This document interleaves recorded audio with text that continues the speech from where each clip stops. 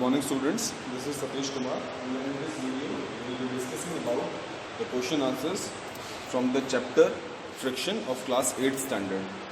So firstly we will be having some very short type questions, very short answer type questions. So the first question is write two properties of friction. आपको बताना है friction की दो properties कौन सी होती हैं. So you can write any two properties students. So here you can see the answer. Friction is produced only when one body is moved upon the other body. मतलब दो bodies के बीच में अगर contact होगा तो ही friction वहाँ पे क्या होगा लगेगा. ठीक है. And it is always in direction opposite to the direction of motion. जिस डायरेक्शन में मोशन हो रहा है उसकी हमेशा ऑपोजिट डायरेक्शन में आपका फ्रिक्शन लगेगा. मतलब जैसे आप मान लो अगर लेफ्ट से राइट की तरफ कोई बॉडी मूव कर रही है तो फ्रिक्शन कैसा होगा from right to left, opposite direction. ठीक है. Then we will be having question number second. Name the two types of friction. आपको बताना है दो टाइप के फ्रिक्शन कौन से होते हैं. ठीक है. वैसे तो होते हैं तीन हैं बट आप आपको दो टाइप बता दीजिए. तो दो टाइप में आप स्टैटिक स्लाइडिंग भी लिख सकते हैं, स्लाइडिंग रोलिंग भी लिख सकते हैं या स्टैटिक रोलिंग भी लिख सकते हैं. So it's up to you which two types you want to write. So here the answer is written sliding and rolling friction. Then question number third. Why aeroplanes and ships body is streamlined. जो aeroplanes होते हैं और जो ships होती हैं उनकी body को streamline क्यों बनाया जाता है. So the answer of this question will be aeroplanes and ships body is streamlined to reduce the friction to minimum. ताकि क्योंकि जो एरोप्लेन होता है जो travels through air and the ships are suppose to travel through water और दोनों ही चीज़ें air और वाटर दोनों ही फ्रिक्शन बनाए जाते हैं दूसरे के ऊपर. तो वो फ्रिक्शन क्या हो कम से कम लगे तो इसलिए उनकी जो बॉडी होती है एरोप्लेन की और जो शिप्स की होती है वो स्ट्रीमलाइन बनाई जाती है. ठीक है. Then question number 4 is there. On a greasy pole, friction between our hands and pole decreases due to the presence of. Why it is difficult to climb up a greasy pole? The question is कि अगर किसी पोल के ऊपर Greece लगाओ, ठीक है, तो हम उसकी इजीली क्यों नहीं चल पाते. तो आपको पता है कि ग्रीस क्या करता है, बेसिकली फ्रिक्शन को कम करने का काम करता है. एक बहुत ही चिपचिपा सा सब्सटेंस होता है जिसको हम कभी जैसे मशीन के पार्ट्स में लगाया जाता है या कोई चीज़ जैसे मेटालिक जो मूव करती है उसमें लगाया जाता है ताकि फ्रिक्शन कम हो सके. और अगर कोई पोल ग्रीसी है मतलब जिसके ऊपर ग्रीस लगा हुआ है या ग्रीस की एक लेयर है तो उसमें चढ़ना इतना मुश्किल क्यों होता है. उसके ऊपर चढ़ना मुश्किल इसलिए होता है students because on a greasy pole जो फ्रिक्शन होगा हमारे हाथ और पोल के बीच में वो क्या होगा बहुत ज़्यादा कम हो जाएगा. क्यों? क्योंकि वहाँ पे क्या लगा हुआ है, ग्रीस लगा हुआ है. ग्रीस की प्रेजेंस की वजह से जो फ्रिक्शन है वो क्या होगा बहुत ज़्यादा रिड्यूस हो जाएगा और इसके रिडक्शन की वजह से ये बहुत मुश्किल हो जाएगा क्योंकि फ्रिक्शन नहीं बन पाएगा सरफेस के लिए हमारे हाथ और पोल की सरफेस के बीच में. तो हम क्लाइंब भी नहीं कर पाएंगे, हम सिर्फ फिसलते रहेंगे उसके ऊपर से. ठीक है. फ्रिक्शन का होना बहुत ही ज़रूरी है इवन ड्यूरिंग क्लाइंबिंग और वॉकिंग.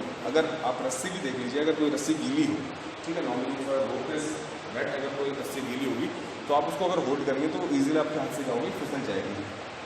और अगर कोई रस्सी बिल्कुल ड्राई होगी, सूखी होगी तो आप उसको बहुत टाइटली होल्ड कर सकते हैं और वो आपके हाथ से नहीं फिसलेगी. जब दोनों केसेस में क्या डिफरेंस है कि एक में फ्रिक्शन बहुत कम हो रहा है और दूसरे में फ्रिक्शन क्या हो रहा है बहुत ज़्यादा हो रहा है. ठीक है. जो गीली रस्सी है उसमें फ्रिक्शन कम हो जाएगा और जो सूखी रस्सी है उसमें फ्रिक्शन ज़्यादा हो जाएगा. Then last question is question number 5 in very short answer type question. Why old and smooth tyres are discarded. जो पुराने टायर्स होते हैं उन्हें डिस्कार्ड क्यों कर दिया जाता है. Old and smooth tyres are discarded because they become smooth by repeated use and so friction is reduced between the road and tyres. क्योंकि इनका बार बार यूज़ करने की वजह से क्या होता है इनका फ्रिक्शन बहुत ज़्यादा अमाउंट में कम हो जाता है and there is risk of skidding of the vehicle. और जब हम ड्राइव करेंगे तो उस टाइम पे हमारा जो व्हीकल है वो फिसल सकता है और जिसकी वजह से एक्सीडेंट हो सकता है या टायर बर्स्ट भी कर सकता है. एक तो वो वीक हो जाता है काफ़ी, घिसने के बाद स्मूथ होने के बाद क्या होता है टायर काफ़ी वीक हो जाता है. तो इसको अगर आप कंटिन्यूसली यूज़ करते रहेंगे तो क्या हो सकता है वो बर्स्ट हो सकता है, उसकी वजह से कोई बड़ा एक्सीडेंट हो सकता है या फिर वो अपने पाथ से क्या कर सकता है स्किड कर सकता है, फिसल सकता है. Okay. Now will be having short answer type questions. तो शॉर्ट आंसर टाइप क्वेश्चंस में हमारे पास पहला है what do you mean by term friction. Friction क्या होता है students. Friction is the force which acts along the two surfaces in contact and opposes the motion of the body. ठीक है, मतलब फ्रिक्शन वो फोर्स होती है जब दो बॉडीज एक दूसरे के कॉन्टैक्ट में होती हैं और रिलेटिव मोशन कर रही होती हैं, तो उस रिलेटिव मोशन को जो अपोज करती है फोर्स, उसको हम क्या बोलते हैं, उसको हम फ्रिक्शन बोलते हैं। यहाँ पे एक और डेफिनेशन दी हुई है इसकी और करके, friction is the force that slows down और कीप्स देम फ्रॉम मूविंग। ठीक है, फ्रिक्शन वो फोर्स होती है जो मूविंग बॉडी को करती है, स्लो डाउन करने में काम करती है। ठीक है, उसको भी हम फ्रिक्शन कहते हैं। Then we will be having question number 2. What happens when you try to walk on a smooth, well polished floor wearing brand new shoes? अगर आपने बिल्कुल ब्रांड न्यू शूज़ पहने हुए हैं और आप एकदम पॉलिश्ड, बिल्कुल एकदम प्लेन फ्लोर है उसके ऊपर आप चलने की कोशिश कर रहे हैं, तो क्या होता है? So while moving on a smooth, well polished floor wearing brand new shoes, we slip on the floor due to very less friction between the floor and the soles of the shoes. क्योंकि floor क्या है, बिल्कुल polished है और shoes भी आपके कैसे हैं, बिल्कुल ब्रांड न्यू है, तो दोनों कंडीशन क्या होगा कि जो फ्रिक्शन लगेगा, मतलब सोल्स के बीच में, जो हमारे शूज हैं उनके सोल्स के बीच में और फ्लोर के बीच में, वो क्या होगा, बहुत कम होगा। तो उसके कम होने की वजह से there are chances that we may slip, हम फिसल के गिर सकते हैं, हमें इंजरी हो सकती है, तो उसके चांसेस सबसे ज़्यादा रहेंगे। ठीक है, तो इसीलिए ब्रांड न्यू शूज़ पहन के भी हमें एकदम स्मूथ क्लीन जो टाइल्स फ्लोर होता है उसके ऊपर नहीं चलना चाहिए, क्योंकि फ्रिक्शन वहाँ पे क्या होता है, बहुत रिड्यूस हो जाता है। Then the next question is, in a tug of war match is played on a very smooth surface, what will be the result? अगर tug of war का जो मैच है वो बिल्कुल स्मूथ सरफेस पे कराया जाए तो क्या होगा? तो अगर tug of war का मैच बिल्कुल स्मूथ सरफेस पे कराया जाएगा तो उसमें क्या होगा? The players may slip on the surface due to less friction because smooth surface reduces friction. जो प्लेयर्स होंगे वो सारे के सारे गिर जाएंगे और गेम नहीं हो पाएगा, क्योंकि स्मूथ सरफेस की वजह से वहाँ पे फ्रिक्शन क्या होगा, बहुत ही कम हो जाएगा। ठीक है, then next is question number 4. Why does your eraser gets smaller and smaller as you use it? जो इरेजर होती है वो हमेशा छोटी की होती चली जाती है बार बार उसको यूज़ करने की वजह से। तो eraser gets smaller and smaller because it wears out as it is use repeatedly. Eraser या पेंसिल जिस चीज़ को भी हम बार बार यूज़ करेंगे तो उसकी वेयरिंग आउट हो जाती है, मतलब वेयरिंग आउट मतलब वो घिस जाती है। किसकी वजह से? फ्रिक्शन की वजह से। जैसे हमारे शूज़ भी घिस जाते हैं, टायर्स भी घिस जाते हैं। ठीक है, next is question number 5. Why do spaceships are provided with heat shields? जो स्पेसशिप्स होती हैं उनके अंदर हीट शील्ड्स बनाने का रीज़न क्या होता है? सो इसका रीज़न ये होता है, heat shield protects the spaceship from fair temperature and it experiences while re-entering the Earth's atmosphere with a great speed, and this causes heat built up due to friction with air, and so a heat shield is required to protect the spaceship. जब spaceship बाहर space से हमारे अर्थ के atmosphere में दोबारा enter करती है तो उसके ऊपर क्या लगता है, एयर फ्रिक्शन लगता है, और क्योंकि जो स्पीड होती है वो बहुत ज़्यादा होती है स्पेसशिप की, तो उस स्पीड के साथ जब वो अर्थ के एटमॉस्फेयर में एंटर करेगी तो देयर आर चांसेस कि स्पेसशिप में आग लग जाए, just because of the friction, air friction की वजह से। तो वो एयर फ्रिक्शन की वजह से वहाँ आग ना लगे, तो इसीलिए जो स्पेसशिप होती है उनको क्या चीज़ प्रोवाइड की जाती है, उनके ऊपर एक लेयर होती है हीट शील्ड की, इसकी वजह से स्पेसशिप के ऊपर आग ना लगे। ठीक है, then we will be having question number 6.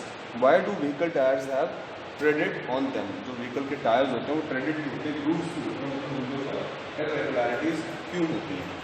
सो इसका रीज़न होता है, treaded on vehicle tyres increases friction and provide a better grip to vehicle on road and prevent them from skidding. Treaded tyres की वजह से बहुत अच्छा फ्रिक्शन टायर्स को मिलता है, जिसकी वजह से उनके स्लिप होने के चांसेस बहुत कम हो जाते हैं और सड़क पे इसी वजह से एक्सीडेंट्स भी क्या होंगे, बहुत कम होंगे. तो बेसिकली जो इरेगुलरिटीज और क्रेडिट बनाने का रीज़न है वो क्या है, वो यही है कि फ्रिक्शन जो है टायर्स के बीच में और सड़क के बीच में उसको क्या किया जा सके, इंक्रीज़ किया जा सके, ताकि जो व्हीकल हो वो स्किड ना करे. मोस्टली व्हीकल्स कब स्किड करते हैं? At the time of turns के टाइम पे स्किड करते हैं, क्योंकि उस टाइम में भी क्या होता है, फ्रिक्शन बहुत कम लगता है टायर्स और सड़क के बीच में. तो इसीलिए ग्रूव्स वगैरह प्रोवाइडेड होते हैं, इरेगुलर सर्फेसेस जो होती है ताकि फ्रिक्शन क्या हो, ज़्यादा से ज़्यादा प्रोवाइड हो. Then the last question in very short answer type question students. Why do painters use sand papers in white washing the walls and in polishing doors? जो पेंटर्स होते हैं वो सैंड पेपर क्यों यूज़ करते हैं जब वो वाइट वॉश करते हैं या चूना करते हैं घर के अंदर या पॉलिश करते हैं डोर्स के ऊपर? So by using sandpaper, friction increases, which makes the surface of walls and doors smooth to be painted again.